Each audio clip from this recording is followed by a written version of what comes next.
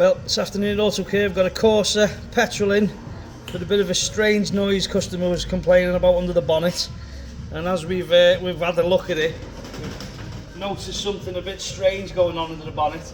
He's got a bit of an oil leak under here coming from there, but he said he was getting some kind of squeaking noise when he was accelerating, but the only thing we can seem to see it might be is this! Oh yeah!